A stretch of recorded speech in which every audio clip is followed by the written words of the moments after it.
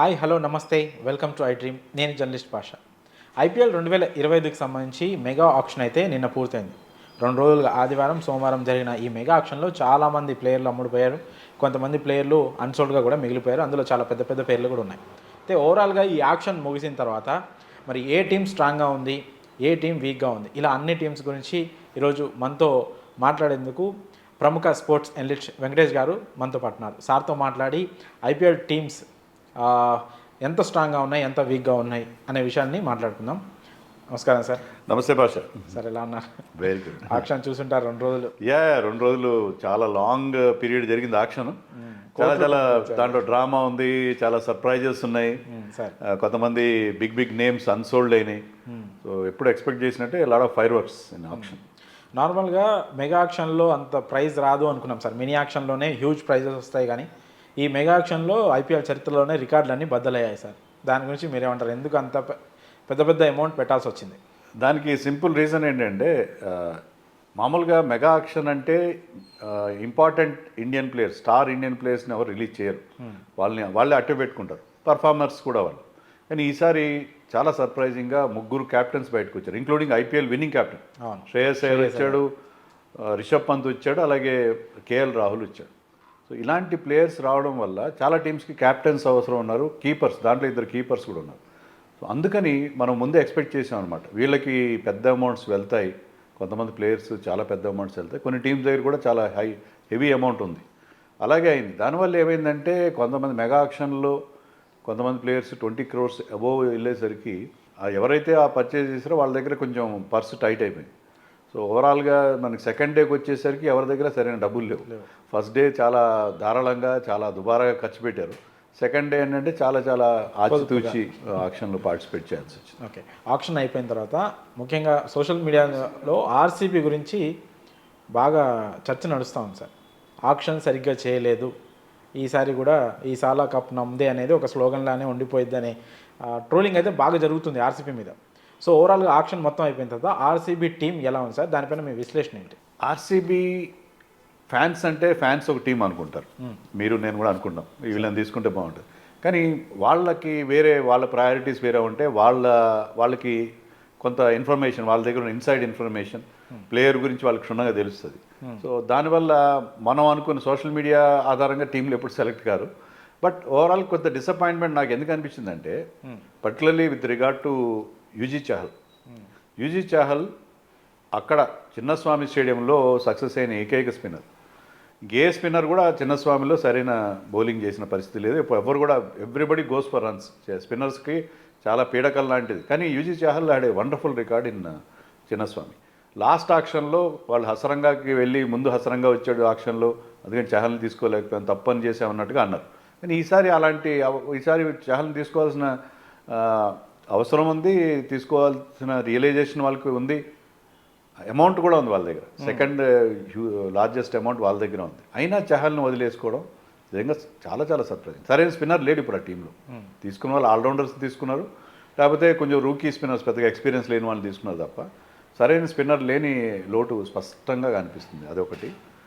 రెండోది will Jacks last సీజన్లో RCB first హాఫ్లో కాస్త తడబడి, సెకండ్ హాఫ్లో ఎప్పుడైతే విల్ జాక్స్కి ఛాన్స్ ఇవ్వడం మొదలుపెట్టారో అతను ఒక ఎక్స్ప్లోజివ్ ఇన్నింగ్స్ ఆడడం, ఎక్స్ ఫ్యాక్టర్ లాగా మ్యాచ్ విన్నింగ్ ఇన్నింగ్స్ ఆడడం, ఒక సెంచరీ కూడా చేశారు. సెంచరీలో అవుట్ స్కోర్డ్ విరాట్ కోహ్లీ. అవును సార్. సో విరాట్ కోహ్లీ అక్కడ నాన్ స్ట్రైక్లో ఉండి అట్లా చూస్తూ ఉండాల్సిన పరిస్థితి కనిపిస్తుంది. అలాంటి ఒక ఇంపాక్ట్ క్రియేట్ చేశాడు అతను. అలాంటి ప్లేయర్ని ఆర్టీఎం ఎందుకు యూజ్ చేయలేదు అనేది అర్థం కాలేదు. దానికి they have to answer this. ఎందుకంటే ఆర్సీబీకి చాలా పెద్ద ఫ్యాన్ బేస్ ఉంది. ఆ ఫ్యాన్ బేస్కి వాళ్ళు సమాధానం చెప్పుకోవాలి, ఎందుకు మీరు విల్ జాక్సన్ తీసుకోలేదు అంటే. ముందే లియామ్ లివింగ్స్టన్ తీసుకున్నాము, అందుకని తీసుకోలేదు, సిమిలర్ స్కిల్ సెట్ అంటే. మళ్ళీ హసరంగా చహల్ విషయంలో చేసిన అదే తప్పు రిపీట్ చేసినట్టు అవుతుంది కదా. సో విల్ జాక్స్ కోసం మీరు ఫస్ట్ డే రోజున ఆర్సీబీ సరిగ్గా పర్చేజ్ చేయలేదు, 30 కోట్లు వాళ్ళ దగ్గర పెట్టుకున్నారు.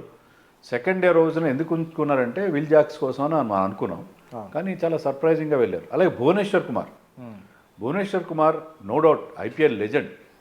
అతను పవర్ ప్లేలో అతను తీసిన వికెట్లు, నెంబర్ ఆఫ్ వికెట్స్ తీసుకున్నది, కానీ ఆ స్కిల్, అతనుకున్న అద్భుతమైన skill to bowl with the new ball చాలా అరుదుగా చూస్తాం. ట్రెంట్ బోల్ట్, భువనేశ్వర్ కుమార్ కనిపిస్తారు మనకి న్యూ బాల్తో పవర్ ప్లేలో swing వికెట్స్ అనేది బాగుంటుంది. స్వింగ్ చేస్తారు, న్యూ బాల్తో మీకు కనీసం ఒక ఓపెనర్ని అవుట్ చేస్తారని నా ధీమా ఉంటుంది. కానీ ఆఫ్ లేట్ అతని ప్రావెస్ కొంచెం ఆన్ ద డిక్లైన్. మీరు లాస్ట్ సీజన్ ఫిగర్స్, నాకు కరెక్ట్ ఫిగర్స్ నాకు లేవు, కానీ last season he played for Sunrisers 14-15 matches ఆడాడు. దాంట్లో తీసుకున్న వికెట్లు 7-8 వికెట్లే ఉన్నాయి. సో వికెట్ టేకింగ్ తగ్గిపోయింది. డెత్లో he's going for lot of runs. అతని ఎకానమీ చాలా హైగా ఉంది. మీరు అనొచ్చు లాస్ట్ టైం ఎస్ఆర్హెచ్ పిచ్లు చాలా బ్యాటింగ్ ఫ్రెండ్లీగా ఉన్నాయి, everybody went for runs. But same thing happens in Chinnaswamy కూడా ఇంకా ఉప్పల్ స్టేడియం పెద్దది సైజ్ వైజ్, ఇక్కడ చిన్న స్టేడియం.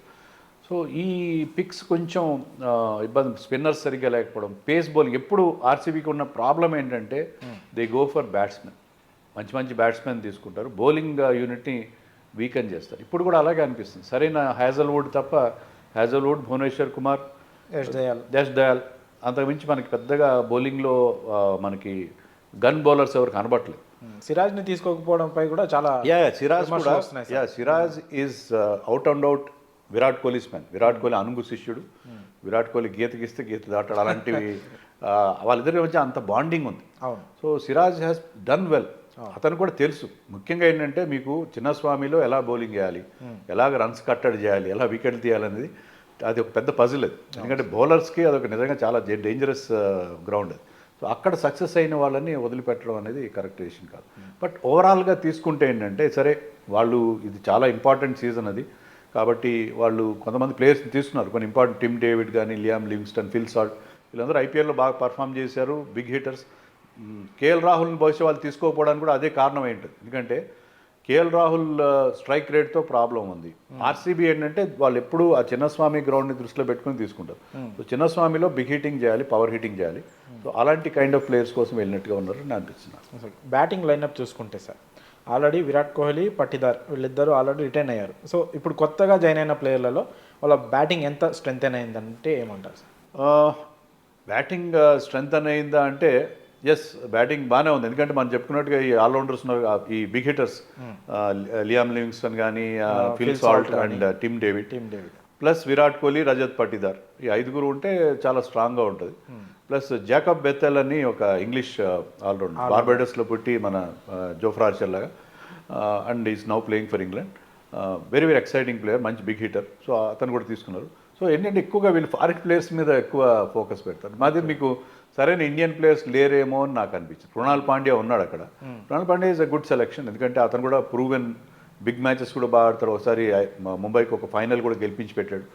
బట్ ఓవరాల్గా ఇండియన్ కోర్ అనేది స్ట్రాంగ్గా ఉండాలి. కానీ వీళ్ళు ఏంటంటే they went for big foreign names, Indian players కోసం వెళ్ళలేదేమో అని అనిపించింది. ఇషాన్ కిషన్ కోసం వెళ్ళాల్సింది. లెఫ్ట్ హ్యాండర్ కూడా బాగుంది. Okay, keeper, left hander, Indian keeper. మీకు ఇండియన్ కీపర్ ఉంటే మీకు అడ్వాంటేజ్ ఏమవుతుంది అంటే మీరు ఫారిన్ ప్లేయర్స్లో బౌలర్స్ని కానీ బ్యాటర్స్ని కానీ మీరు మార్చుకునే అవకాశం. ఇప్పుడు we're having Phil Salt as your keeper. దానివల్ల మీరు you cannot play Jacob Bethell, Hazlewood, Liam Livingstone, Tim David, ఈ నలుగురిని ఆడించుకోలేరు మీరు, because Phil Salt is already there. So ఇలాంటి కొన్ని ఇబ్బందులు ఉంటాయి. ఇండియన్ కీపర్, మంచి ఇండియన్ కీపర్ తీసుకుంటే బాగుండేది వాళ్ళు. అంటే జితేష్ శర్మ కూడా ఉన్నాడు కదా సార్. సో ఫిల్ సాట్లే కాకుండా జితేష్ శర్మని కూడా ప్లేయింగ్ ఎలెవెన్లో తీసుకొని కీపర్గా వాడుకునే. జితేష్ శర్మ ఉన్నాడు. Jitesh Sharma is good selection. Jitesh Sharma you can play him as a batter also.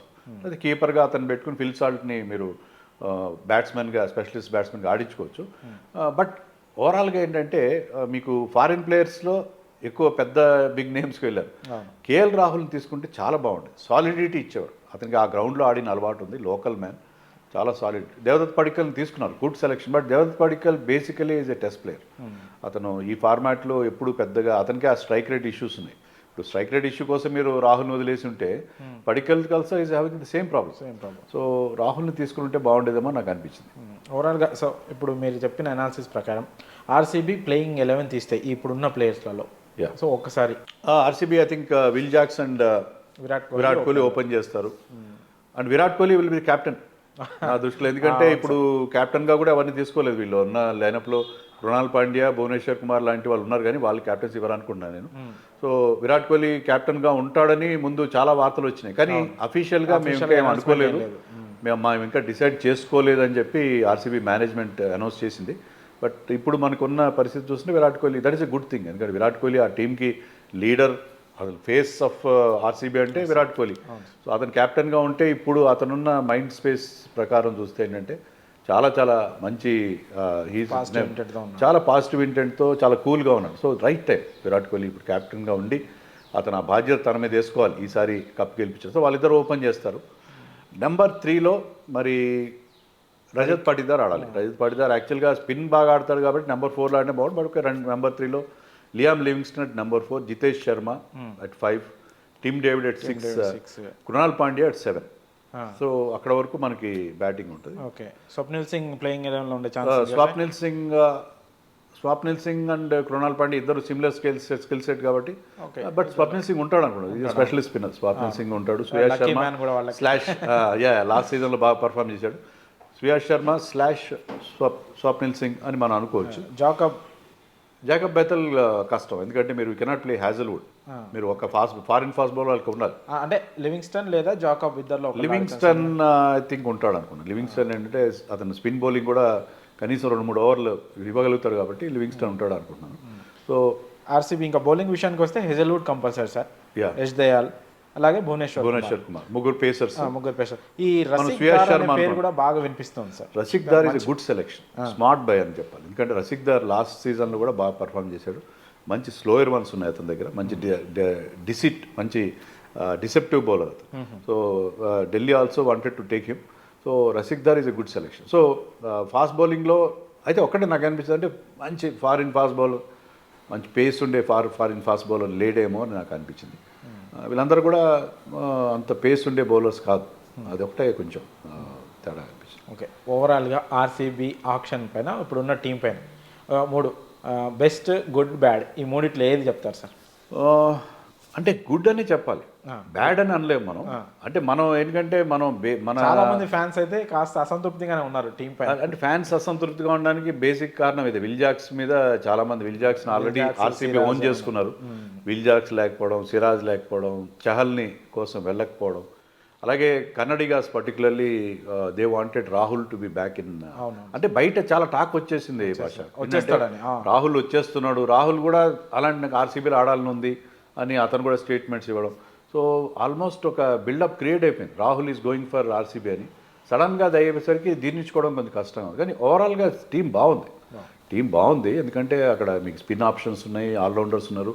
Tim David also can bowl bit of off spin. So Tim David is a very good finisher actually. Finisher and once game start అయిన తర్వాత మనకే అర్థమైంది. Is a good catcher also. అతను 6.5 అడుగులు పడుకుంటాడు, ఎక్కువ long ఆఫ్లో fielding చేస్తాడు. 6 వెళ్ళే బాల్ని కూడా అతను చేయి పైకి లేపి క్యాచ్గా కన్వర్ట్ చేయగలడు.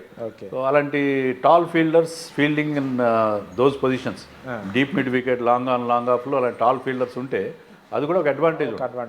అందులో బెంగళూరులో ఆ హై ఆల్టిట్యూడ్ బాల్ చాలా ఎత్తుగా వెళ్తుంటుంది. So I think that will be is a good selection actually. Okay sir. Sir Chennai గురించి మాట్లాడుకుంటే రిటెన్షన్ ప్లేయర్స్ కాకుండా ఆప్షన్ జరిగిన తర్వాత ఈ ఆప్షన్లో చెన్నై బెస్ట్ పిక్ అంటే ఎవరి పేరు చెప్తారు సార్? బెస్ట్ పిక్ అంటే మనకి తెలియట్లేదు కానీ వాళ్ళు నూర్ అహ్మద్ కోసం చాలా పెద్ద అమౌంట్ పెట్టారు. ఈవెన్ ఆక్షన్లో గుజరాత్ టైటన్స్ ఆర్టీఎం యూజ్ చేసిన ఐ థింక్ ఒరిజినల్గా అతను బిడ్ వెళ్ళింది ఒక 3-4 crores వెళ్ళాడు. But they wanted him back. మళ్ళీ ఆర్టీఎం తర్వాత వాళ్ళకి ఒక ఆపర్చునిటీ వస్తుంది కదా, 10 crores అని చెప్పి అంత కీన్గా వాళ్ళు తీసుకున్నారంటే వాళ్ళకి క్లియర్గా ఒక నమ్మకం ఉంది. చెన్నై పిచ్లో, చెపాక్ పిచ్లో నూర్ అహ్మద్కి బాగా సూట్ అవుతుంది. చెపాక్లో నూర్ అహ్మద్ బాగా పర్ఫామ్ చేస్తాడని చెప్పి చాలా కీన్గా అంటే టార్గెట్ చేశారు ఆ ప్లేయర్ని. అలాగే అశ్విన్ కూడా తీసుకున్నారు. Ashwin is 38 year old. కానీ చెన్నై ఎప్పుడు మనం అంటే డాడ్స్ ఆర్మీ అంటాం కదా, చెన్నైలో ఎప్పుడు కూడా అందరు ఏజ్డ్ ప్లేయర్సే ఉంటారు, ఇంక్లూడింగ్ వాళ్ళ కెప్టెన్ ధోని అయితే 43 ఏళ్ళు. కెప్టెన్ కాదు బట్ వాళ్ళ కెప్టెన్ అని లీడర్ కెప్టెన్ అనే వస్తుంది, ధోనిని మన కెప్టెన్ గానే భావిస్తాం. ఓకే, సో వాళ్ళు 38 year old అశ్విన్ని తీసుకోవడంలో ఏంటంటే అశ్విన్కి ఆ గ్రౌండ్లో నా అనుభవం, చెన్నైకి ఆడిన అనుభవం. చెన్నై సిఎస్కేకి ఆడిన తర్వాతే అశ్విన్ ఇండియాకి వెళ్ళాడు. సిఎస్కేలో పవర్ ప్లేలో బౌలింగ్ చేశాడు అప్పట్లో. సో అతనికి అక్కడ ఆడిన అనుభవం ఉంది, ఆ గ్రౌండ్తో ఉన్న ఎక్స్పీరియన్స్. రీసెంట్గా టెస్ట్ మ్యాచ్ జరిగితే అక్కడ కూడా man of the match award కూడా గెలుచుకున్నాడు. So Ashwin comeback, Noor Ahmad. ఎందుకంటే చెన్నై పిచ్ అంటేనే మనకి స్పిన్నర్స్కి అక్కడ అంటే లాస్ట్ ఇయర్ వాళ్ళు పెద్దగా ర్యాంక్ టర్నర్స్ చేసుకోలేదు. కానీ ఈసారి వాళ్ళు టీం పిక్ చేసిన విధానం చూస్తుంటే ఈసారి మంచి స్పిన్ పిచ్లు చేసుకుంటారు, స్లో పిచ్ల మీద చేసుకునే ఒక ఉద్దేశం. లాస్ట్ సీజన్ వాళ్ళ పర్ఫార్మెన్స్ కూడా బాగాలేదు.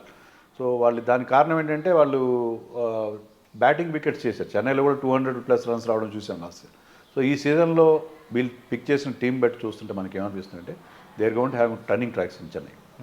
సో వాళ్ళిద్దరి మీద ఎక్కువ ఫోకస్ పెట్టారని అనిపి, ఎందుకంటే వాళ్ళు పెట్టిన అమౌంట్ వాళ్ళకి ఎక్కువ పెట్టారు. యాక్చువల్లీ చెన్నైకి మంచి మంచి ప్లేయర్స్ చాలా తక్కువ అమౌంట్కి వచ్చారు, వాళ్ళు ఎక్కువ పెట్టరు కూడా కాదు.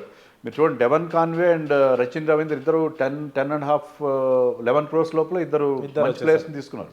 Sam Curran use to go for 16-17 crores, 2.4 crores వచ్చాడు శామ్ కరణ్, చాలా తక్కువ. సో చాలా తక్కువ అమౌంట్లో నేథన్ ఎల్లిస్ లాంటి బౌలర్ కూడా చాలా తక్కువ అమౌంట్కి వచ్చాడు. సో ఐ థింక్ వాళ్ళకి పర్స్ తక్కువగా ఉన్నా కూడా I think they did some smart buying. మంచి మంచి ఇండియన్ ప్లేయర్స్ కూడా తీసుకున్నారు, విజయ్ శంకర్, రాహుల్ త్రిపాఠి, తర్వాత దీపక్ హూడా, ఇలాంటి ప్లేయర్స్ వాళ్ళు మంచి టాలెంటెడ్ ప్లేయర్స్, కొన్ని సీజన్లు బాగా ఆడిన వాళ్ళు. కానీ ఏంటంటే రీసెంట్గా వాళ్ళ పర్ఫార్మెన్స్ కొంచెం డిప్ అయింది. కానీ చెన్నై దగ్గర ధోని దగ్గర ఉందో ఆ మంత్రం చెన్నై దగ్గర ఉందో, కానీ చెన్నైలో ఫెయిల్ అయిన ప్లేయర్స్ రహానే లాంటి వాళ్ళు, శివం దుబే లాంటి వాళ్ళు చెన్నై వచ్చి బ్రహ్మాండంగా సక్సెస్ అవ్వడం మనం చూసాం. సో ఇలాంటి టాలెంటెడ్ ప్లేయర్స్ చెన్నైకి వచ్చి ఇండియన్ ప్లేయర్స్ మళ్ళీ వాళ్ళు పికప్ అయ్యే అవకాశం ఉంది. So I think Chennai is looking very good. నా ఆక్షన్లో వాళ్ళ పర్ఫార్మెన్స్ చాలా తక్కువ అమౌంట్ ఉంది, 55 crores ఉంది, కానీ they did really well in the auction అనిపించింది. మెయిన్లీ ఏంటంటే వాళ్ళు పాత టీంని మళ్ళీ తెచ్చుకోవడం. అవును సార్, చాలా వరకు రవీంద్ర, దేవన్ కాన్వే, అశ్విన్ ఇలాంటి వాళ్ళు ఓల్డ్ ఎల్లో, శామ్ కరణ్ అలా వాళ్ళు ఏంటంటే ఆ లాయల్టీ మెయింటైన్ చేసి మళ్ళీ పాత ప్లేయర్స్. శామ్ కరణ్ ఐపీఎల్లో బాగా ఆడిన సీజన్ ఏంటంటే చెన్నైకి ఆడినప్పుడు. చెన్నై నుంచి బయటికి వెళ్ళి పెద్ద అమౌంట్కి వెళ్ళినా కూడా అక్కడెక్కడ బాగా పర్ఫామ్ చేయలేదు, but he's best performance came when he was with Chennai. ఆక్షన్కి ముందు సార్ రిషబ్ పంత్ని చెన్నై వాళ్ళు తీసుకుంటారనే టాక్ చాలా పెద్దగా గట్టిగా వినిపించింది, కానీ చెన్నై వాళ్ళు కనీసం పోటీకి కూడా వెళ్ళలేదు. అంటే పంత్కి అంత పెద్ద అమౌంట్ రావడం వల్ల చెన్నై వాళ్ళు కనీసం పోటీకి వెళ్ళలేదు అనుకోవచ్చా? మరి ఎందుకు తీసుకోలేదు ఆర్సీ? అంటే వాళ్ళు తెలుసు వాళ్ళకి, ఎందుకంటే వాళ్ళ దగ్గర అమౌంట్ లేదు. ఐడియల్ సిచ్యుయేషన్ ఖచ్చితంగా పంత్ వస్తే బాగుంటుంది వాళ్ళకి, కానీ they don't have the amount. వాళ్ళు క్లియర్గా అర్థమైన విషయం అంటే వాళ్ళ దగ్గర అంత అమౌంట్ లేదు. దాని బదులు మన పాత టీంని అంతా తెచ్చుకుందాం, మళ్ళీ ఊరికే వెళ్ళడం వేస్ట్, అతని కోసం అతని ధర పెంచడం తప్ప వేరే పరిస్థితి ఉండదు. సో ఆ రేస్లో మనం తట్టుకోలేమని చెప్పి చాలా తెలివిగా ప్రాక్టికల్గా ఆలోచించి వాళ్ళు దాని నుంచి. ఎందుకంటే ధోని ఎప్పుడు కూడా ప్రాక్టికల్, ఆయన నిర్ణయాలు కానీ ధోని టాక్టిక్స్ కానీ అంత డౌన్ టు ఎర్త్ ఉంటాయి. So they did not go for Rishabh Pant అని అనిపిస్తుంది, అందుకే దట్ ఈస్ ద రీజన్. ఈ సీజన్లో ధోని ఆల్మోస్ట్ అన్ని మ్యాచ్లు ఆడే అవకాశం ఉందా సార్? అది మనం చెప్పలేం. ఈ సీజన్లో ధోని అన్ని మ్యాచ్లు ఆడతాడంటే అది అతని ఫిట్నెస్ మీద ఉంటుంది, బస్ ఆడతాడు అనుకోండి. ఎందుకంటే లాస్ట్ సీజన్ కూడా మనం చూసింది ఏంటంటే ధోని కీపింగ్ చేస్తాడు, కీపింగ్తో అతనికి ఉన్న ఇంజరీస్తో ఏమి ఇబ్బంది లేదు.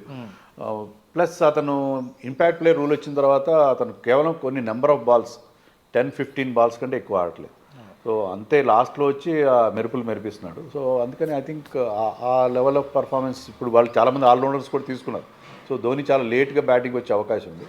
So I think Dhoni will bat entire season. Next season ఏం ఆడతాడో లేదనేది అది ఎవరికి తెలియదు, ధోనికి ఒక్కడికే తెలిసే విషయం. అది welcome secret with Chennai. Okay, ఓవరాల్గా టీం మొత్తం చూసుకుంటే ప్లేయింగ్ 11 ఎలా ఉండబోతుంది సార్? ప్లేయింగ్ 11 మళ్ళీ again Ruturaj and Devon Conway మంచి కాంబినేషన్. డెవన్ కాన్వే అడ్వాంటేజ్ అంటే మీకు ఫ్యూచర్లో ధోని రిటైర్ అని కీపర్గా కూడా పనికొస్తాడు. నెంబర్ 3లో మరి రచిన్ రవీంద్రన్ ఆడిస్తారా లేకపోతే Rahul Tripathi is very good number 3. Number 4లో శివం దుబే, తర్వాత జడేజా, శామ్ కరణ్, మరొక ఇండియన్ ప్లేయర్ దీపక్ హూడా లాంటి వాళ్ళు కూడా ఆడించుకోవచ్చు. దీపక్ హూడా, విజయ్ శంకర్ ఎవరినైనా ఆడించుకోవచ్చు. సో అది వాళ్ళ batting lineup. I think batting line అయిపోయింది. ఇంకా బౌలింగ్ విషయానికి వస్తే అశ్విన్, నూర్ అహ్మద్ ఇద్దరు స్పిన్నర్స్, ఒక హాఫ్ స్పిన్నర్, ఒక చైనామన్ బౌలర్ ఇద్దరు మంచి కాంబినేషన్ అది. ప్లస్ పేసర్స్లో వస్తే మతీషా పతిరానా వాళ్ళ డెత్ బౌలింగ్ స్పెషలిస్ట్ అతను ఉన్నాడు. తర్వాత Khaleel Ahmed left arm pacer. Nathan Ellis కూడా ఉన్నాడు సార్. నేథన్ ఎల్లిస్ మరి రచిన్ రవీంద్రని ఆడిస్తే నేథన్ ఎల్లిస్ ఆడించుకోవడానికి ఉండదు, లేదా రచిన్ రవీంద్ర లేకపోతే ఎల్లిస్ని కూడా వాళ్ళు ఆడించుకోవచ్చు. శ్రేయస్ గోపాల్ పేరు బాగానే వినిపించింది కదా సార్, బాగానే ఆడతాడు. శ్రేయస్ గోపాల్ లేదు, బ్యాకప్గా తీసుకున్నారు అంతే. శ్రేయస్ గోపాల్ లెవెల్కి బౌలర్స్ కావాలి కాబట్టి తీసుకున్నారు. సో ఐ థింక్ మనం ఇద్దరు ఫాస్ట్ బౌలర్స్, ఇంకొక ఫాస్ట్ బౌలర్ ముఖేష్ చౌదరి కాదు, మన గుర్జన్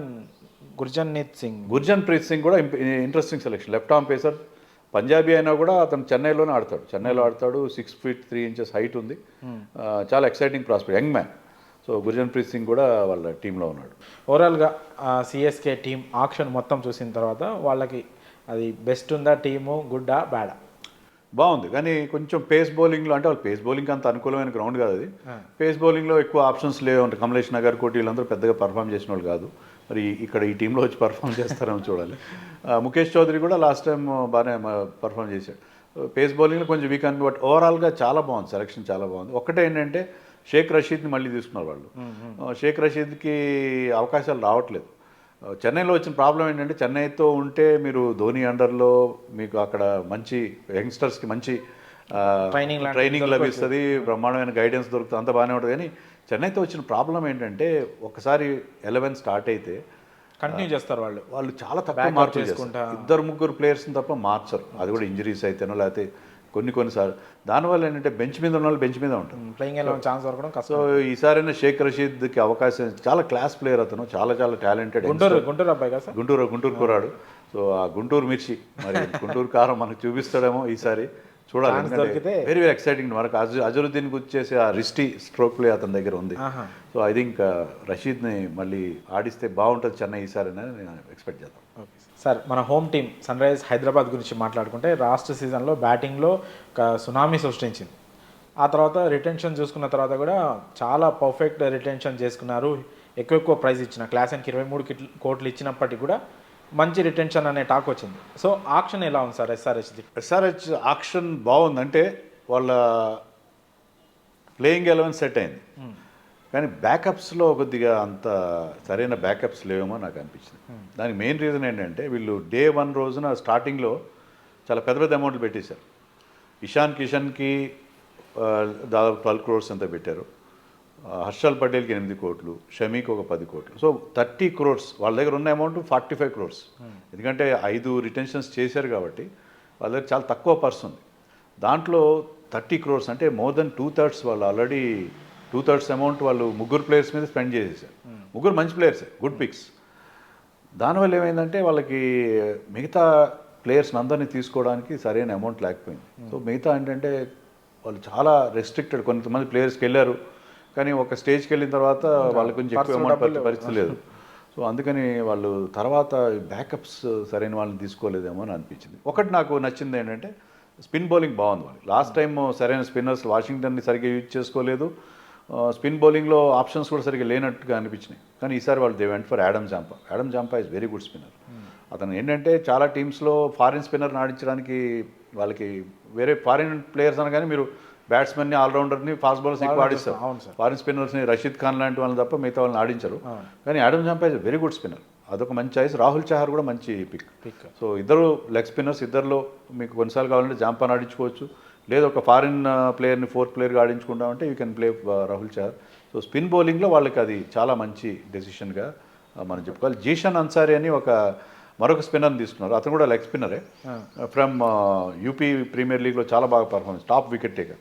సో స్పిన్ బౌలింగ్లో బాగా ఉన్నారు, కానీ పేస్ బౌలింగ్లో నాకు అంత టాలెంట్ కానీ జయదేవ్ నాట్కర్ని తీసుకున్నారు, షమీని తీసుకున్నారు. షమీ, భువి అండ్ నటరాజన్ అని they will be missing both of them. But Shami, Harshal Patel ఆ లోటు తీరుస్తారని ఎక్స్పెక్ట్. హర్షల్ పటేల్ విషయంలో నాకు ఒక ప్రాబ్లం ఏంటంటే హర్షల్ పటేల్ ఎప్పుడు కూడా స్లో వికెట్స్ మీద బిగ్ గ్రౌండ్స్ ఉంటే అతని కట్టర్స్ వేస్తారు. అతను స్లోయర్ 1 స్పెషలిస్ట్. ఆ కటర్స్ ఎక్కడ యూస్ఫుల్ అవుతాయంటే మీకు స్లో పిచెస్ మీద ఎక్కడైతే బాల్ గ్రిప్ అవుతుందో అక్కడ. కానీ మన ఉప్పల్ స్టేడియం టోటల్గా బ్యాటింగ్ ఫ్రెండ్లీ పిచ్, అక్కడ అతను ఎంత ఎఫెక్ట్, ఎందుకంటే గతంలో అతను ఆర్సీబీకి ఆడినప్పుడు కూడా అంత పెద్దగా సక్సెస్ కాలేదు. సో అదొక్కటే కాస్త హర్షల్ పటేల్ సెలక్షన్ విషయంలో కాస్త తొందరపడ్డారేమో అని నాకు అనిపించింది. ఎవరు ఎక్స్పెక్ట్ చేయని ఒక పిక్ ఉంది సార్, ఇషాన్ కిషన్ ఎస్ఆర్హెచ్లోకి వస్తారని దాదాపు ఎవరు అనుకోలేదు. కానీ ఒక మంచి స్ట్రాటజీతో ఇషాన్ కిషన్ని తీసుకున్నారు, కరెక్టే. కానీ సార్ అతను ఏ ప్లేస్లో ఆడే అవకాశం ఉంది? ఒకవేళ 1 downలో వస్తే 3 లెఫ్ట్ హ్యాండ్ బ్యాటర్సే అవుతారు. సో ఇషాన్ కిషన్ ఏ ప్లేస్లో ఆడే అవకాశం ఉంది సార్? ప్లేయింగ్ ఎలెవెన్లో ఎక్కడ ఫిట్ అవుతారు? ఇషాన్ కిషన్ సక్సెస్ మీరు ఇంటర్నేషనల్లో చూసుకున్నా, డొమెస్టిక్లో చూసుకున్నా, ఐపీఎల్లో చూసుకున్నా, మెయిన్లీ అతను ఓపెనర్గా పవర్ ప్లేలో చాలా బాగా ఆడతాడు. పవర్ ప్లేలో ఇట్ టేక్స్ ఛాన్సెస్, ఎక్కువ బాల్ని ఇన్ ద ఎయిర్ ఆడతాడు. పవర్ ప్లేలో మీకు వేకెంట్ స్పేసెస్ ఉంటాయి కాబట్టి ఆ షాట్స్ క్లిక్ అవుతాయి. సో మీకు ఆల్రెడీ మీ ఓపెనింగ్ పార్ట్నర్షిప్ సెట్ అయిపోయింది, మీ స్ట్రెంతే ఆ ఓపెనింగ్ జోడీ Travis Head and Abhishek Sharma. So దాన్ని డిస్టర్బ్ చేసే పరిస్థితి లేదు. మీరు చెప్పినట్టు వాళ్ళిద్దరు లెఫ్ట్ హ్యాండర్స్. సో నెంబర్ 3లో లెఫ్ట్ హ్యాండర్ని ఎవరు ఆడించరు కదా. వరుసగా ముగ్గురు రైట్ హ్యాండర్స్ని ఆడిస్తారు కానీ ముగ్గురు లెఫ్ట్ హ్యాండర్స్ని ఎవరు పంపరు. సో నితీష్ రెడ్డిని నెంబర్ 3కి పుష్ చేయాలి. Nitish Reddy is good at number 4 Australia. Number 3 కూడా ఆడగలడు, is a very good player, మంచి ఫామ్లో ఉన్నాడు. నితీష్ని నెంబర్ 3లో ఆడించుకోవాలి, ఇషాన్ని నెంబర్ 4లో, క్లాస్ని అట్ 5. సో అండ్ 6లో బహుశా అభినవ్ మనోహర్ లేదా అభినవ్ మనోహర్ నెంబర్ 3లో దింపాలి. సో కొంచెం ఆ ఇండియన్ ఇషాన్ కిషన్ మీద ఎక్కువ అమౌంట్ పెట్టేశారు. మరొక ఇండియన్ ప్లేయర్, మంచి ప్లేయర్ని తీసుకుని ఉంటే బాగుండేదేమో అని నాకు అనిపించింది. సో అక్కడ ఆ స్లాట్ కొంచెం వీక్గా అనిపిస్తుంది. అండ్ ఇంపాక్ట్ ప్లేయర్గా మరి ఎవరు ఉంటారనేది కూడా కొంచెం చూసుకోవాలి. ఇంపాక్ట్ ప్లేయర్గా సరైన ప్లేయర్స్ వాళ్ళకి ఇండియన్ ప్లేయర్స్ కావాలి కదా. Coming the Mendis is a very good selection, ఎందుకంటే క్లాస్ ప్లేయర్ అతను, టెస్ట్ స్పెషలిస్ట్ నో డౌట్, కానీ ఈ ఫార్మాట్లో కూడా సక్సెస్ కాగలదు. చాలా చాలా మంచి యంగ్స్టర్, చాలా టాప్ క్లాస్ ప్లేయర్ అతను. సో కమింగ్ ద మెండిస్ కనుక క్లిక్ అయితే వాళ్ళకి ఆ 4th ఫారిన్ స్లాట్ని ఫిలప్ చేసుకోవచ్చు. So very good selection coming the Mendis, తక్కువ అమౌంట్కి వచ్చాడు వాళ్ళకి. ఇంకో ఆల్రౌండర్ క్రేస్ అని కూడా ఉన్నాడు, Brydon Carse South African allrounder. అతను గారు క్లిక్ అయితే బాగానే ఉంటుంది, ఎందుకంటే ఉప్పల్ స్టేడియంలో ఎప్పుడు కూడా మీకు పేసర్స్కి మంచి హెల్ప్ ఉంటుంది. సో బ్రైడెన్ కార్స్ కూడా ఒక ఆప్షన్ వాళ్ళకి ఎప్పుడు ఉంటుంది. సో ఫారెన్ ప్లేయర్స్ ఆల్రెడీ వీళ్ళు ముగ్గురిని రిటైన్ చేసుకున్నారు. వాళ్ళు ముగ్గురు కూడా ఖచ్చితంగా ప్లేయింగ్ 11లో ఉండే ఛాన్సే ఉంది. సో వీళ్ళు ముగ్గురు కాకుండా ఇంకో ఆ ఉన్న ఒక్క ప్లేస్ని ఎవరు ఫిల్ చేసే అవకాశం ఉంది సార్? అది జాంపా, నన్ను అడిగి జాంపాని ఆడించాలి. జాంపా మీకు లెగ్ స్పిన్ ఆప్షన్ ఏ గ్రౌండ్లో అయినా ఎక్కడైనా చాలా మంచి బౌలర్. లేదు మేము కమిందు మెండిస్తో వెళ్తాము అనుకుంటే మీరు యూ కెన్ ప్లోవర్ రాహుల్ చహర్, అలాగా వెళ్ళచ్చు. అలాగే మీకు బ్రైడెన్ కార్స్ ఒక ఆప్షన్ ఉంటుంది. ఇషాన్ మలింగ్ అని ఒక ప్లేయర్ ఉన్నాడు, శ్రీలంక ప్లేయర్, అతను కూడా ఫాస్ట్ బౌలర్. మరి అతని గురించి మనకు పెద్దగా తెలీదు, అతను కూడా చూడాలి, మనం కూడా అతని రికార్డు మనం చెక్ చేయాలి. కొత్తగా సడన్గా వచ్చింది మేము, but they might have had some information అతని గురించి వాళ్ళ దగ్గర రీసెర్చ్ చేసే ఉంటారు. తీసుకుని చూడాలి మరి అది అతను ఎంతవరకు క్లిక్ అవుతాడు. ఓకే, లాస్ట్ టైం మిస్ అయిన కప్ ఫైనల్లో ఓడిపోయాం. సో ఇప్పుడున్న ఈ టీంతో ఈ వచ్చే సీజన్లో కప్పు ఎస్ఆర్హెచ్ కొట్టబోతుందా అంటే? ఎందుకంటే ఈ 5గురు పర్ఫార్మెన్స్ మీద లాస్ట్ టైము వాళ్ళు గెలిచారు. మిగతా ఎవరు పెద్దగా పర్ఫామ్ చేసింది కూడా ఇవ్వలేదు. ఒక Natarajan he's done well, barring Natarajan మిగతా వాళ్ళు పెద్దగా పర్ఫామ్ చేయలేదు. కానీ 5గురు ఎంత ఎక్సలెంట్గా పర్ఫామ్ చేశారంటే ఎవరైతే రిటైన్ చేస్తున్నారో వాళ్ళు ఎప్పుడు కూడా స్ట్రెంత్ ఉంటారు. కానీ ముఖ్యంగా హెన్రీ క్లాసన్కి 23 కోట్లు పెట్టారంటే అతని పర్ఫార్మెన్స్ కూడా అలాగే ఉంటుంది. అలాగే the kind of explosive start that Travis Head and Abhishek Sharma are giving. Abhishek ఇప్పుడైతే ఇండియా కూడా ఆడి ఇండియా కూడా క్లిక్ అయ్యాడు. సో ఖచ్చితంగా ఈ 5గురు, నితీష్ కుమార్ రెడ్డి ఇప్పుడు has become a star, international star అయిపోయాడు నితీష్ కుమార్ రెడ్డి. ఇంకా కమిన్స్ గురించి చెప్పాల్సిన అవసరం ఏం లేదు. సో ఈ 5గురు మీద వాళ్ళు డిపెండ్ అవుతారు. కోర్ టీం అయితే అదే, ప్లస్ ఇషాన్ కిషన్, తర్వాత ఈ కొత్త picks Shami is an excellent. Shami కనుక ఫిట్గా ఉంటే నథింగ్ లైక్ ఇట్. ఎందుకంటే లాస్ట్ టైం అతను ఆడినప్పుడు 2023లో ఈ was purple cap winner. So షమీని మిస్ అవ్వడం వల్లే గుజరాత్ టైటన్స్ లాస్ట్ సీజన్లో చాలా ఘోరంగా ఫెయిల్ అయింది. సో షమీ అండ్ హర్షల్ పటేల్ అందరూ Harshal Patel can bat also, is a good down the order batsmen. So ఇవన్నీ ఉంటాయి కాబట్టి ఐ థింక్ వీళ్ళు కనుక వీళ్ళకి సపోర్ట్ అందిస్తే స్టిల్ దే ఆర్ వెరీ. ఒకటే ప్రాబ్లం ఏంటంటే బ్యాకప్స్ సరిగ్గా లేవు వాళ్ళకి, అమౌంట్ సరిగ్గా లేకపోవడం వల్ల వాళ్ళు చాలామంది సచిన్ బేబీ లాంటి ప్లేయర్స్ని, అంటే వాళ్ళు ఐపీఎల్లో ఆడారు ఒకప్పుడు, మనం మర్చిపోయాం వాళ్ళ గురించి. సో వాళ్ళ దగ్గర అమౌంట్ లేదు. ఒక స్టేజ్లో వచ్చేసరికి they have just 50 lakhs and 2-3 ప్లేయర్స్ని తీసుకోవాలి. అమౌంట్ చూస్తే 50 lakhs. ఫస్ట్ డే అయిపోయేసరికి వాళ్ళ దగ్గర 5 కోట్లు మాత్రమే ఉంది. సగం టీమ్గా తీసుకోవాల్సిన పరిస్థితుల్లో 5 crores వాళ్ళు they entered the second day of the auction. So వాళ్ళు కొంచెం నేల విడిచి సామ్ చేసినట్టుగా నాకు అనిపించింది. తెలుగు వాళ్ళు మనం చాలా ఎమోషనల్గా ఉంటాం, ఎవరినైనా అభిమానిస్తే చాలా ఎక్కువగా అభిమానిస్తాం సార్. అది ఎక్కడ పనిచేస్తుందంటే డేవిడ్ వార్నర్, అలా గతంలో ఎస్ఆర్హెచ్కి బాగా ఆడిన ప్లేయర్స్ ఉన్నారు సార్. డేవిడ్ వార్నర్ కానీ, విలియమ్సన్ కానీ, కేన్ మామా కూడా అని అంటారు మన వాళ్ళు, అలాగే బేస్టో, వీళ్ళందరూ ఈ ఐపీఎల్ ఆక్షన్లో అన్స్టోల్డ్గా ఉన్నారు సార్. వీళ్ళని ఎవరు కొనుక్కోలేదు. ఎందుకు సార్? ఏజ్ ఫ్యాక్టరా, ఇట్లా ఫామ్ లేకపోవడమా? ఏజ్ ఫ్యాక్టర్ ఒకటి. తర్వాత Kane Williamson is not a one day player. అంటే ఒకప్పుడు ఆడేవాడు, ఇప్పుడు ఏజ్ ఎప్పుడైతే బయట పడుతుందో అతను ఈవెన్ టెస్ట్ మ్యాచ్లో కూడా అంత బాగా పర్ఫామ్ చేయట్లేదు, ఇంజరీ ప్రాబ్లమ్స్ ఉన్నాయి. సో కేన్ విలియమ్సన్ లాస్ట్ సీజన్లో ఈ played couple of matches for Gujarat Titans, ఏమాత్రం క్లిక్ కాలేదు. So he was benched by Gujarat Titans last season. Kane Williamson విషయంలో ఎవరికి సర్ప్రైజ్ లేదు. David Warner is real surprise, ఎందుకంటే 3 సార్లు ఆరెంజ్ క్యాప్ గెలిచిన ప్లేయర్ అతను. IPL title winning captain for SRH అనే తీసుకుని ఉండాల్సి. కానీ వీళ్ళందరూ పిక్ చేయకపోవడానికి కారణం ఏంటంటే బేస్ ప్రైస్ చాలా హై పెట్టుకున్నారు, 2 crores పెట్టుకున్నారు. అలా కాకుండా 1 crore పెట్టుకుంటే teams would have gone for them. So ఇప్పుడు మెగా ఆక్షన్లో అందరి దగ్గర పర్స్ చాలా టైట్గా ఉన్న సిచ్యుయేషన్లో ఎప్పుడైతే బేస్ ప్రైస్ హైగా ఉందో కనీసం వీళ్ళని తీసుకొని జట్టులో పెట్టుకుందామా అని కూడా వాళ్ళకి ఆ పరిస్థితి కనిపించింది. అందులో సీనియర్ ప్లేయర్ని పెట్టుకున్న తర్వాత అతన్ని బెంచ్ మీద కూర్చోబెట్టడానికి కూడా కొంచెం ఇబ్బందికరంగా ఉంటుంది. అప్పుడు ఆ వార్నర్ తీసుకుంటే బాగానే ఉంటుంది, అతన్ని యంగ్స్టర్స్కి కాస్త గైడెన్స్ ఇస్తారు, కానీ you cannot bench him for the entire season. ఒకవేళ అది కూడా కొంచెం ఇబ్బందికరంగా ఉంటుంది సీనియర్ ప్లేయర్ని.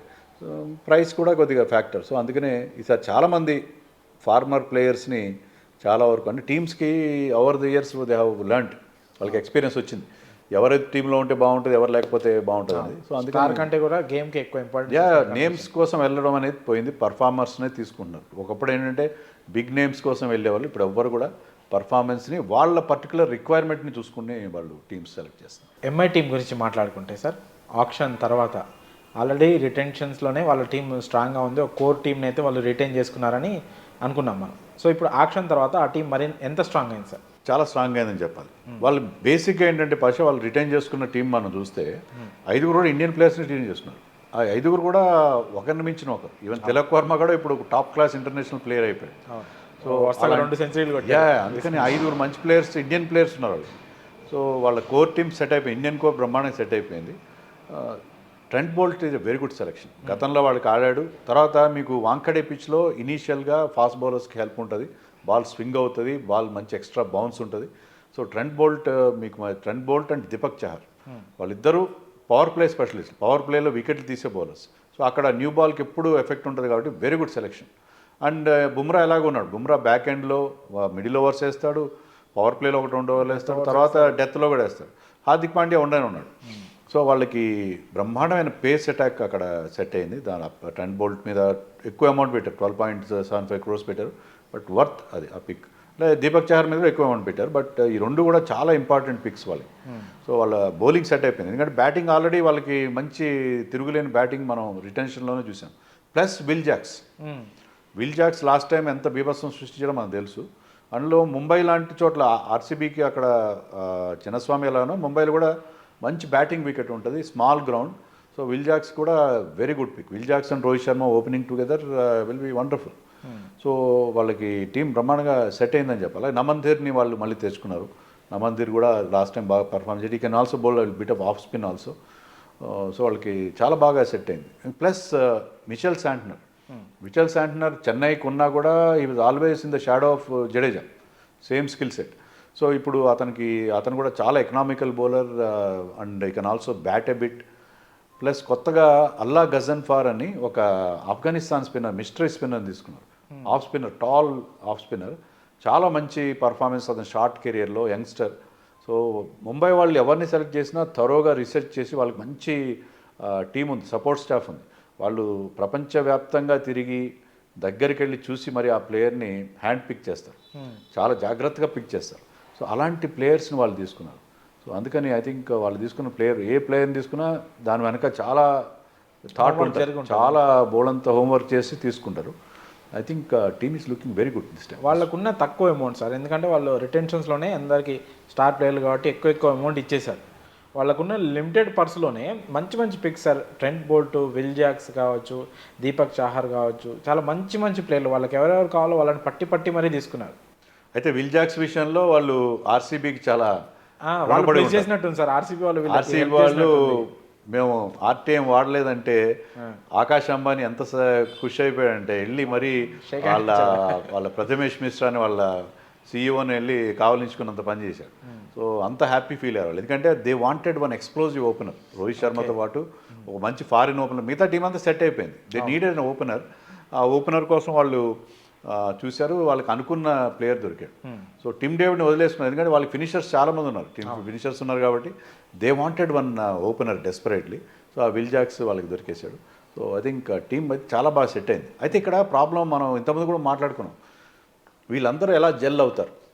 ఎందుకంటే రోహిత్ శర్మ విషయంలో హార్దిక్ పాండ్యా, రోహిత్ శర్మ, బుమ్రా, సూర్యకుమార్, వీళ్ళందరూ బిగ్ గన్స్. ఈ బిగ్ గన్స్ అందరూ సేమ్ పేజ్లో ఉంటారు, అందరూ కలిసి కట్టుగా టీంని. లాస్ట్ ఇయర్ ఏంటంటే వాళ్ళ మధ్య కొన్ని అభిప్రాయ భేదాలు కనిపించినాయి, మనకి కొన్ని డిఫరెన్సెస్ కనిపించినాయి. సో అవి కనుక ఓవర్కమ్ అయితే నథింగ్ లైక్ ఇట్.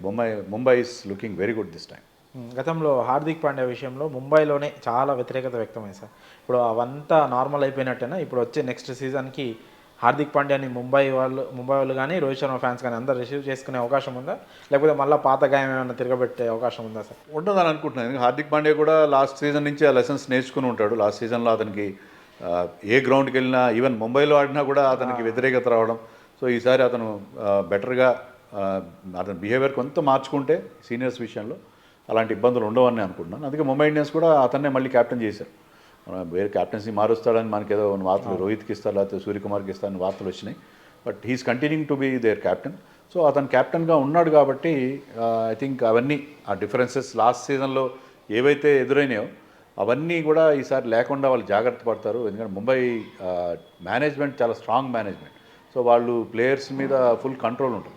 సో ఆ కంట్రోల్ ప్రాపర్గా వాళ్ళు ఈసారి పెట్టుకుంటారని నేను ఎక్స్పెక్ట్ చేయొచ్చు.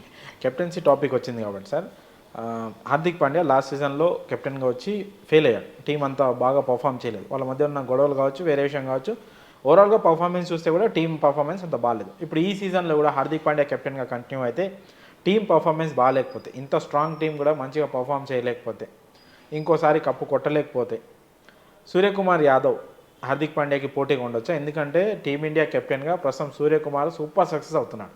సౌత్ ఆఫ్రికాలో ఓడించింది టీమిండియా T20స్లో సూర్య కెప్టెన్సీలోనే. సో 2026కి ముంబై కెప్టెన్గా సూర్యకుమార్ యాదవ్ ఉండొచ్చా అంటే?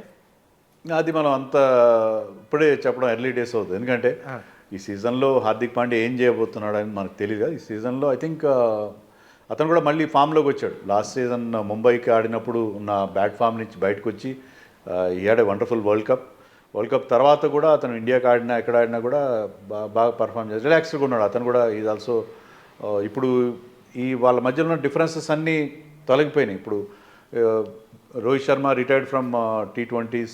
సో ఎవరి స్పేస్ వాళ్ళకి అక్కడ అంతా క్లియర్గా అర్థమైపోయింది. కానీ ఇది ఒక్కటి ఎప్పుడు ఉంటుంది అతనికి, ఆ డేంజర్ ఎప్పుడు ఉంటుంది. ఎందుకంటే he's leading a team which has former India captain, world cup winning captain and present India captain in the same ఇద్దరు అదే ఫార్మాట్లో ఉన్న ఇద్దరు ప్లేయర్స్ ఉన్నారు. And present India test captain కూడా ఉన్నాడు, బుమ్రా ఉన్నాడు సెకండ్ అంటే వైస్ క్యాప్టెన్ అని.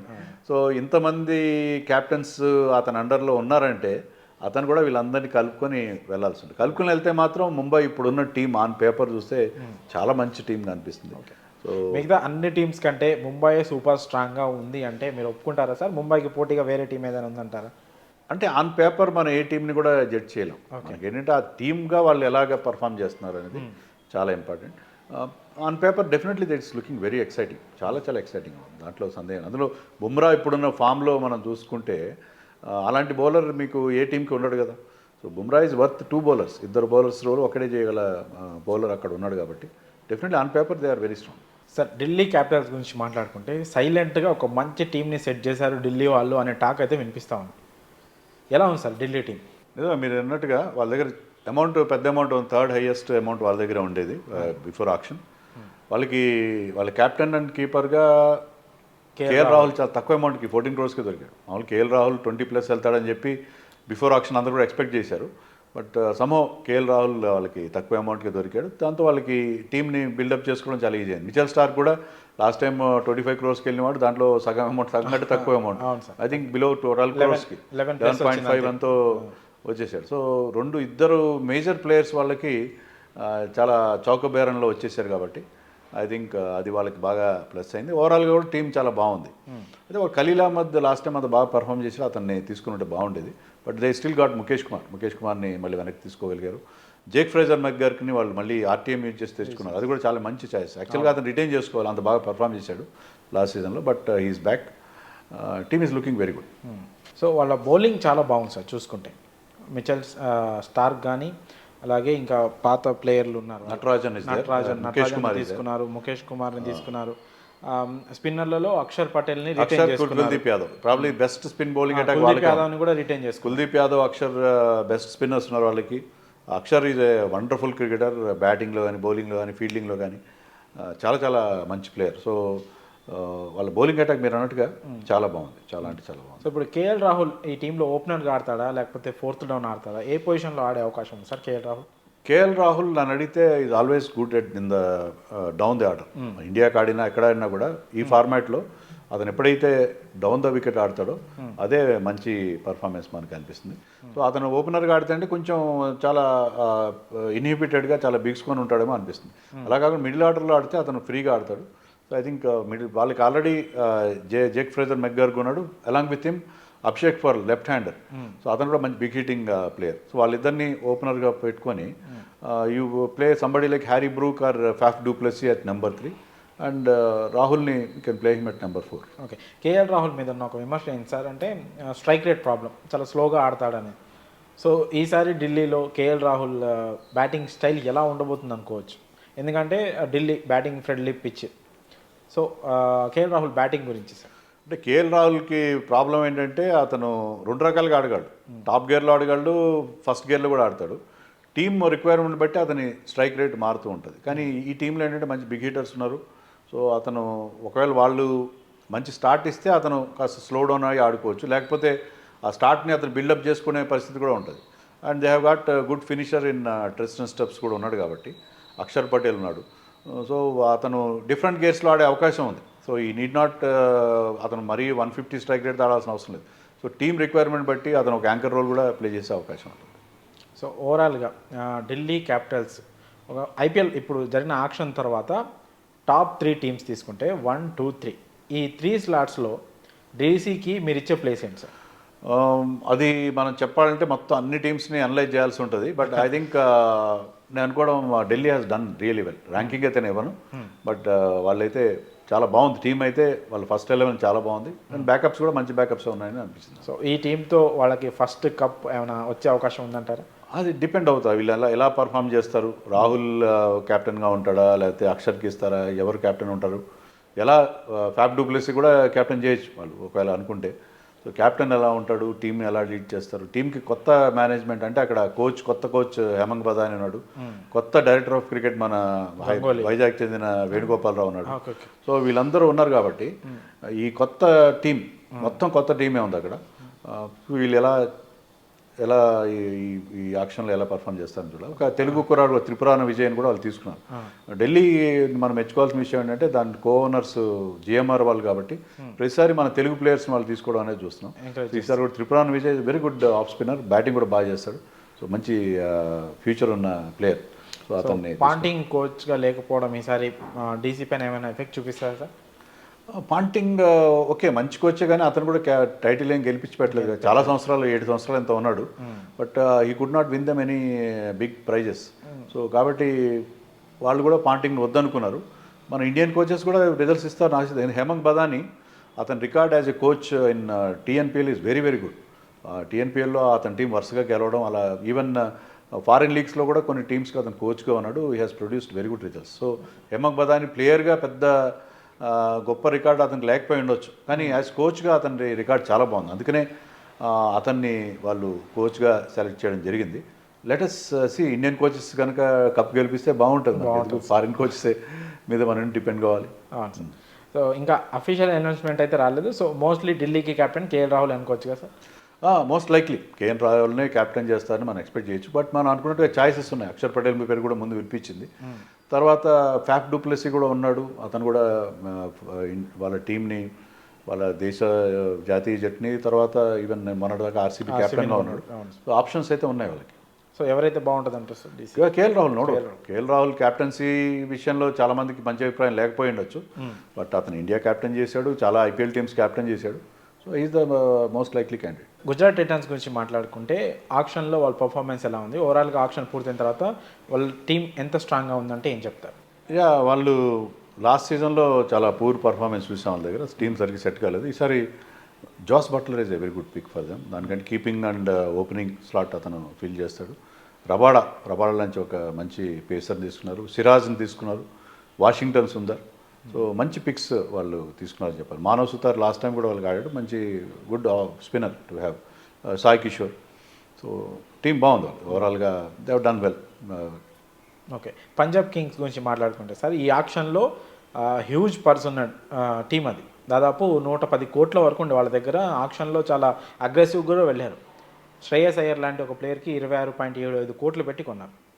వాళ్ళ ఆక్షన్ ఎలా ఉంది? ఒక మంచి టీం అయితే వాళ్ళకి ఎన్ని సంవత్సరాల తర్వాత వచ్చిందా అంటే ఏమంటారు? మంచి టీమే వచ్చింది, ఎందుకంటే శ్రేయస్ అయ్యర్ ఉన్నాడు వాళ్ళకి ఆల్రెడీ.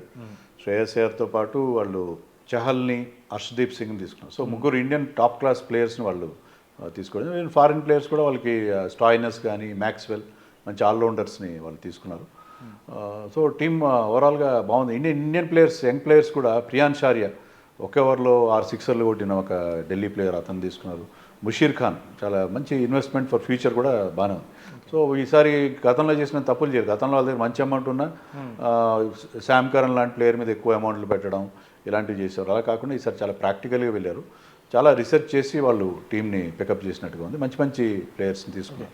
రిషబ్ పంత్ కోసం వెయిట్ చేయకుండా శ్రేయస్ అయ్యర్పై అన్ని కోట్లు పెట్టడానికి కారణం ఏంటి సార్? ఐ థింక్ వాళ్ళ ప్రయారిటీస్ వేరుగా ఉన్నట్టున్నాయి. మనం యాక్చువల్గా రిషబ్ పంత్ అక్కడికి వెళ్తాడు, ఎందుకంటే వాళ్ళ కోచ్ రికీ పాండింగ్ రిషబ్ పంత్తో శ్రేయస్ అయ్యర్తో ఇద్దరితో వర్క్ చేశాడు ఢిల్లీ క్యాపిటల్స్లో.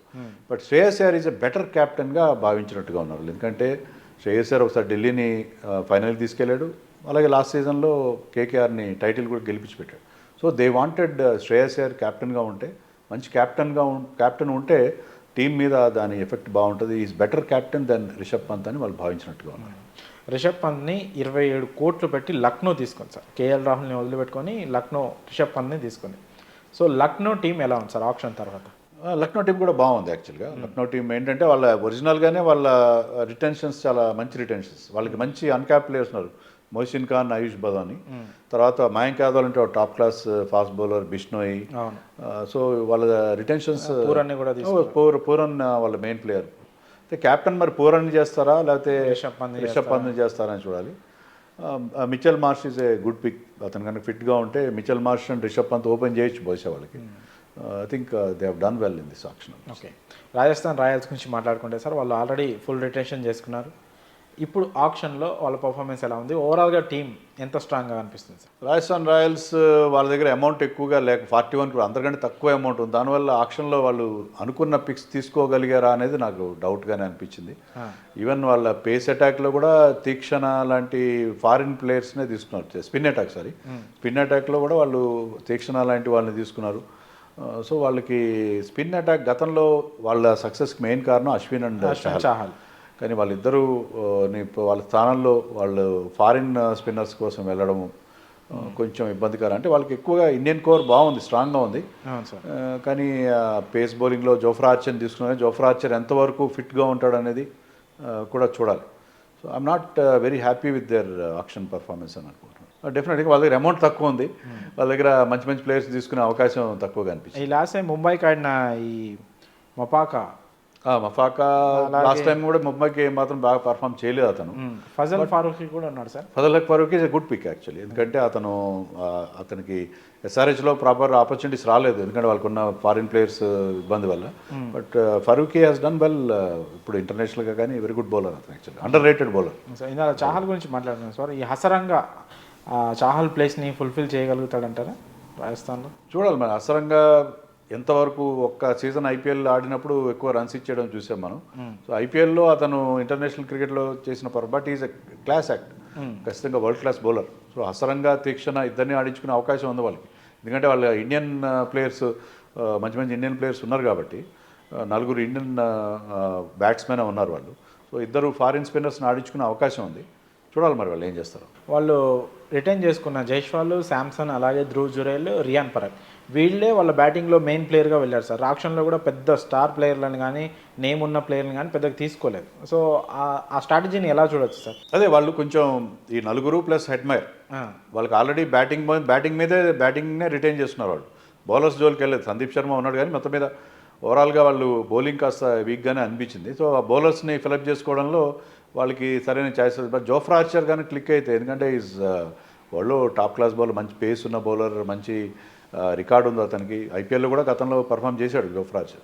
సో అతను కనుక ఫిట్గా ఉంటే మాత్రం వాళ్ళ బౌలింగ్లో మంచి ఎఫెక్ట్ ఉంటుంది. లేకపోతే కొంచెం బౌలింగ్ విషయంలో అంత ఎక్సైటింగ్గా అనిపించట్లేదు అది టీం. ఓకే, కేకేఆర్ విషయానికి వస్తే సార్, శ్రేయస్ అయ్యర్ వెళ్ళిపోయిన తర్వాత ఒక బిగ్ ప్లేయర్ని అయితే వాళ్ళు కెప్టెన్సీ పొజిషన్ కోసం తీసుకోనంటే కనిపిస్తుంది. కాకపోతే వెంకటేష్ అయ్యర్, గతంలో ఆ టీంకి ఆడిన వెంకటేష్ అయ్యర్ ఆల్రౌండర్కి దాదాపు చాలా పెద్ద అమౌంట్ ఇచ్చారు. 23 కోట్ల వరకు ఇచ్చారు, 23 కోట్లు ప్లస్సే ఇచ్చారు. సో అంత అమౌంట్ తనకు వస్తుందని ఎవరు ఎక్స్పెక్ట్ చేసి ఉండరు. సో కేకేఆర్ అతనిపైన అంత అమౌంట్ పెట్టడానికి కారణం ఏంటి?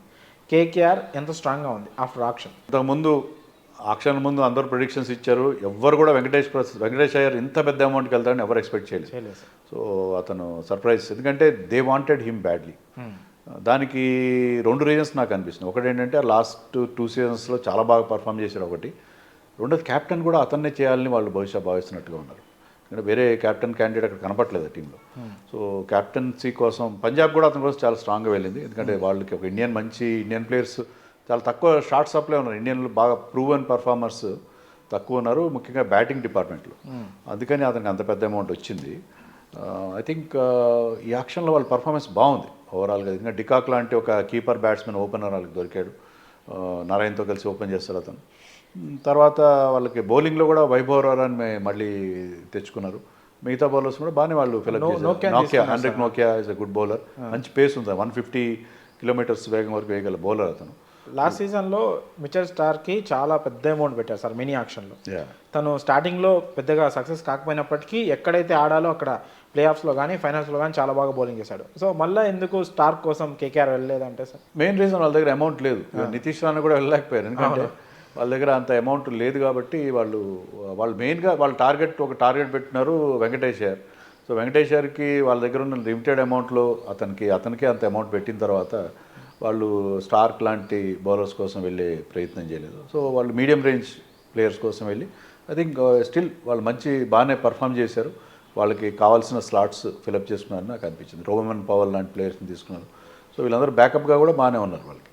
ఓకే, ఆప్షన్ మొత్తం పూర్తి అయిపోయిన తర్వాత అన్ని టీమ్స్ మీరు అనాలిసిస్ చేసిన తర్వాత మీకు ది బెస్ట్ అనిపించిన ఒక 3 టీమ్స్ చెప్పమంటే ఎవరు చెప్తారు సార్? 1, 2, 3 అది చెప్పాలంటే ఇంకా చాలా డీప్ అనాలిసిస్ చేయాలి పాషా. ఎందుకంటే వీళ్ళందరినీ వాళ్ళ బలాబలాన్ని ఇప్పుడు కొత్తగా ఆక్షన్ నిన్ననే కంప్లీట్ అయింది. కొత్త వాళ్ళు కూడా వచ్చారు. వీళ్ళదో చూసి ఎవరు వాళ్ళ 11ని మనం వాళ్ళ ప్రాబబుల్ 11ని ప్రాపర్గా మనం చెక్ చేసి చూసుకుని దానికి బ్యాకప్స్ ఉన్నాయా లేదా చూసుకుని అవన్నీ చూసుకుంటే మనకి ఆ ర్యాంకింగ్ ఇవ్వడానికి వీలుంటుంది. మనం ఎంత ర్యాంకింగ్ ఇచ్చినా పేపర్ మీద ఉండే టీం ఒకటి, పర్ఫార్మెన్స్ వేరే ఉంటుంది.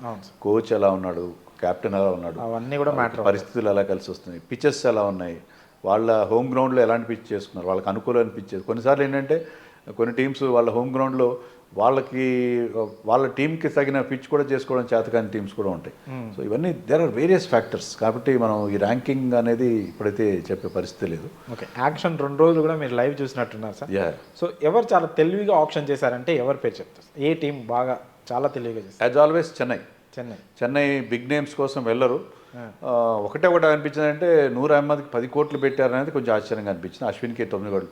మిగతా అన్ని కూడా తక్కువ అమౌంట్కి they got very good players, మంచి ప్లేయర్స్ని, ముఖ్యంగా పాత ప్లేయర్స్ మళ్ళీ వెనక్కి తెచ్చుకున్నారు. అలాగే ఇండియన్ ప్లేయర్స్లో ఎవరైతే అంత గొప్పగా పర్ఫామ్ చేయకపోయినా వాళ్ళని తీసుకున్నారు. వాళ్ళ దగ్గర నుంచి పర్ఫార్మెన్స్ మళ్ళీ రాబట్టుకోగలమన్న వాళ్ళకి కాన్ఫిడెన్స్ ఉంది. అది గతంలో చరిత్ర కూడా అదే చెప్తుంది.